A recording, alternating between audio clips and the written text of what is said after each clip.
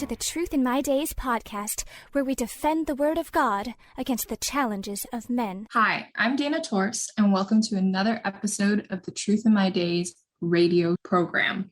Today, I'm here with John Torts and Jason Chan as they discuss the important topic of creation and evolution. We are continuing from the previous episode. We hope you enjoy. So if you study mitochondrial DNA of women from all over the world, you can essentially put together a family tree showing like who descended from whom. Yeah, you can trace it back. Okay. You can trace it back. And if you know how quickly mitochondrial DNA mutates, what's its average mutation rate, you can start putting timestamps on these events. And so as you go further back, not only can you construct a family tree, you can also figure out when the different events happened. Okay. Well, some scientists were working on this, and in 1988 they made an astounding discovery, which is that every human being alive today on Earth descended from one original woman. All traced back to one woman who lived, they said, about 100 to 200,000 years ago. Okay. Well, this upset the apple cart quite a bit because the 100,000, 200,000 years ago doesn't match the biblical account, but all descended from one woman, that does. It's a little too close to Genesis for them. And so they attacked the research with vigor. And they accused the researchers of making mistakes, making errors in their coding, and so on. Okay.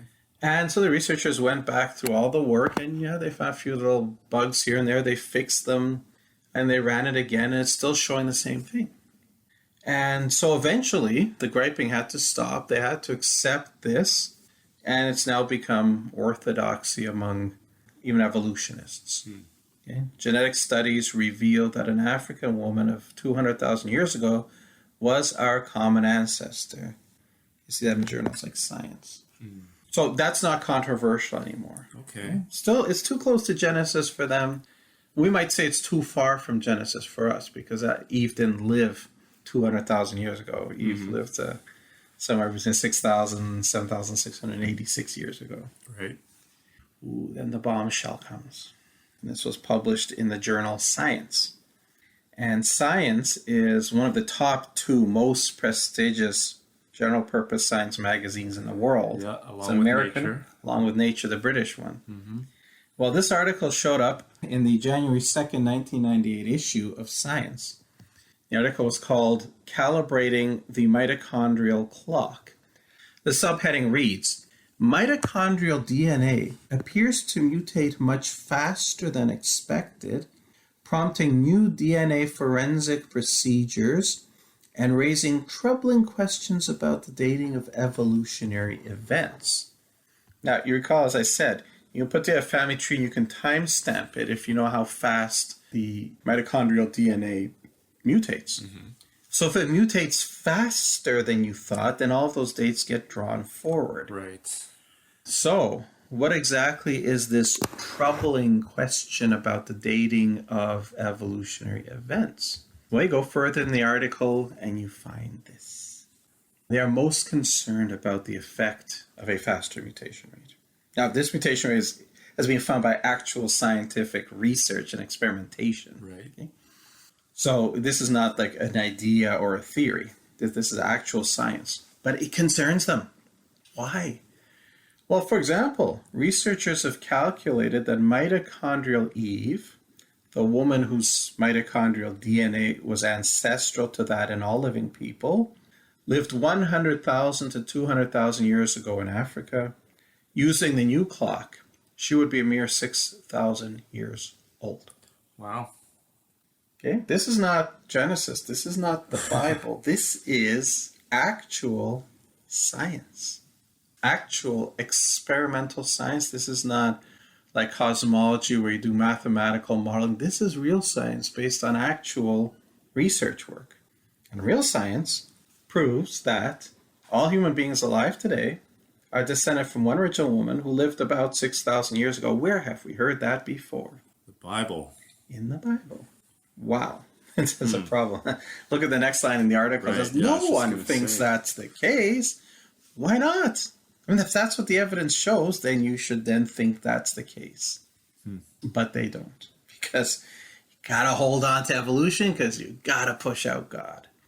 Okay, so let's look at this again. Not only do we have the Litoli footprints, which just absolutely debunks the theory of human evolution, we now have hard scientific evidence that dovetails perfectly with the Bible that all human beings alive today came from one original woman who lived about 6,000 years ago.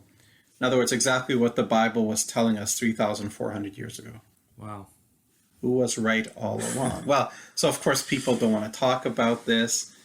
They're still desperately doing research, trying to show that there's some gaffe, some problem with that new mutation rate.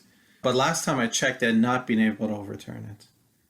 And in fact, that's not the way real science is supposed to work. You're not out there to try to prove a predetermined conclusion. You're supposed to go where the evidence leads. You want to comment on that? Yeah, something called confirmation bias, right? You're supposed to go in, look at the evidence without a predetermined bias, and you're just supposed to draw conclusions right from the data. Is that what you did with your research work for your master's dissertation? Yes, sir, that is what I did. Again, engineers have to do that. We can't play games because we do science in the real world, and if we play these kind of games, whatever we build will blow up pretty quickly. Now, the more you look into this sort of mitochondrial DNA, the more fun stuff you find. Here's another one called the 7 Daughters of Eve. As you go back to everybody descending from one original woman, you'll get fewer and fewer lines. Right? Yep. So you can trace back and see how the people groups group before you go all the way back to the beginning. And this book came out some years ago called The 7 Daughters of Eve, because based on studies of mitochondrial DNA, they found that all Europeans descended from an original population of 7 women. 7 Europeans. Well, once again, it's interesting. If you go back to the Bible, if you look at genealogy in Genesis chapter 10, verses 1 to 5, starts with, now these are the generations of the sons of Noah, Shem, Ham, and Japheth, and unto them were born sons after the flood.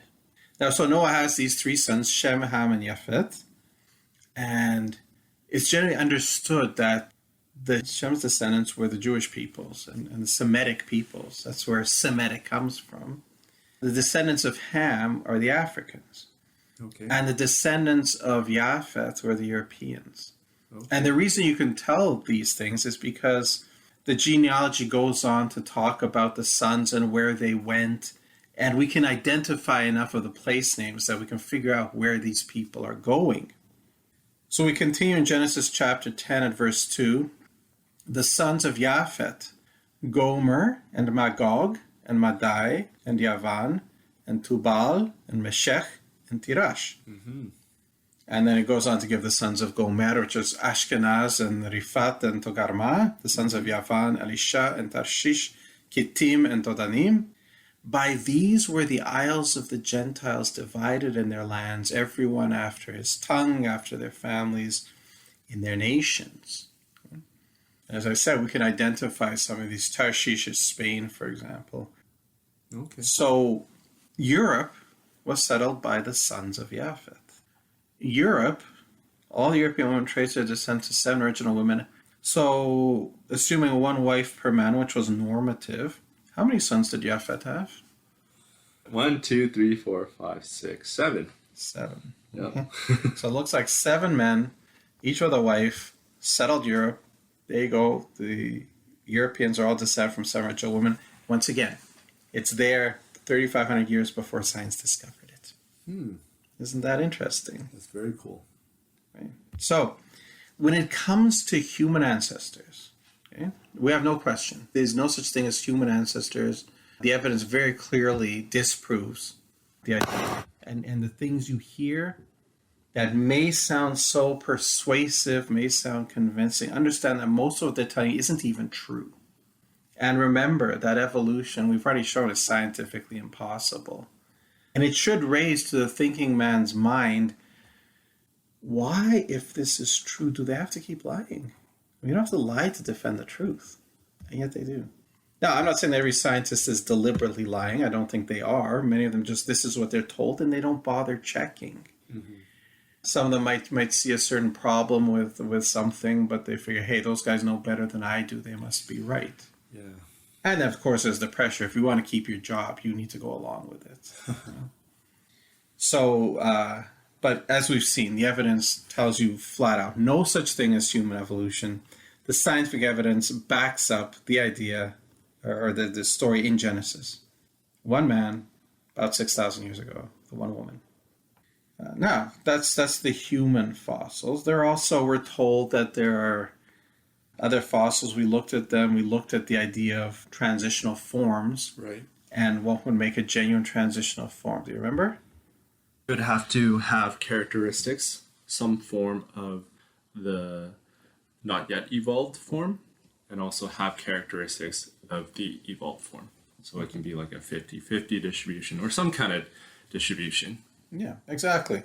A genuine transitional form has to have structures, organ systems that are midway between two things. A skin covering, for example, that's some kind of structure that's not quite a scale and it's not quite a feather. It's some feather or something, whatever you would want to call it, a fail, which I think would probably be a good word for it. Something that's in between.